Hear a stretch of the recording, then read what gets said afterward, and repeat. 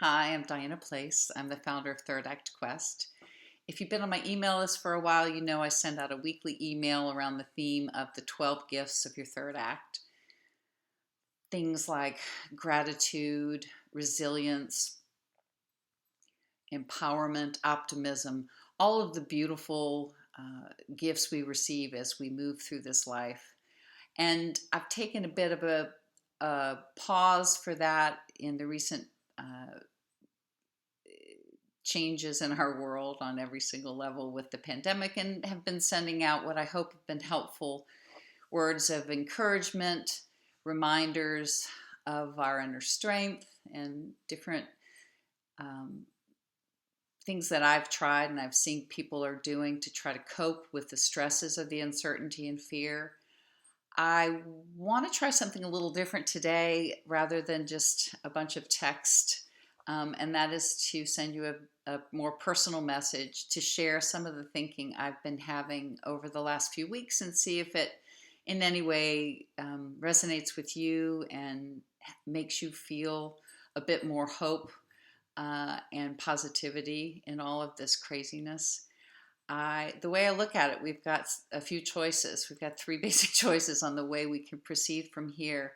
I see this time, not just this specific week in time and what's going on in the world, but this time as a very big collective turning point, both for us as individuals in our own lives and especially for the world in total. So I'm very optimistic and hopeful around that in general.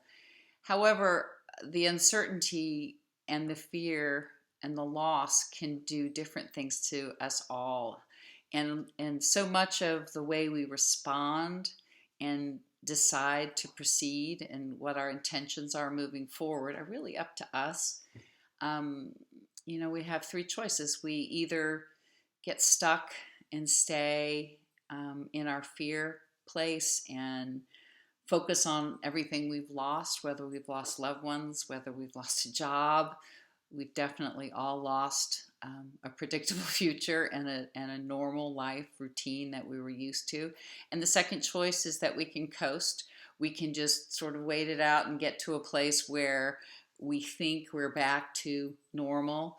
And the third is one that takes a little bit more of a stretch, but I think is where there's this such huge opportunity, and that is to embrace this turning point time for ourselves um, as a time for not just renewal, but of growth and change. Even before the pandemic, those of us in our 50s, 60s, and beyond have been looking at shifts and transition in life. We are either empty nesters or we're contemplating retirement, any other kind of major life changes that are pretty typical in this time of life. So add to that this pandemic, and I would say instead of it being an increased burden or an increased obstacle, I see it absolutely as an amazing opportunity.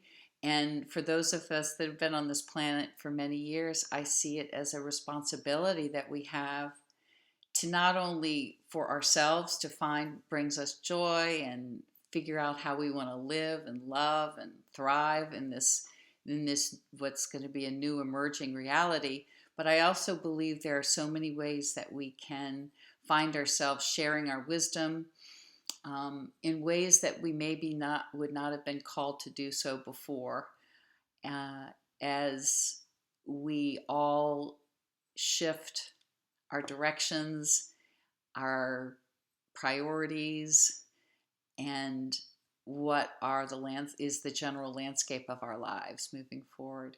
So I guess my message to you is that I hope you can embrace this as an opportunity and start to think of it that way instead of uh, finding yourself being dragged down by the news or the latest statistics or the phone call you get from the friend who's in a state of panic that day. If you can just try to keep yourself steady and hold on to hope, hope for what is an unimaginably different but potentially wonderful future.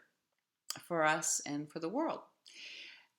So with that, I will say goodbye for this week, but I'll ask you to read on through the email. I've included some really interesting videos and books that I've discovered recently that I think would be very inspiring and enjoyable for you. And I thank you. And as always, please reach out to me at my email, which is diana@thirdactquest.com if you have any questions whatsoever. Take good care and be well.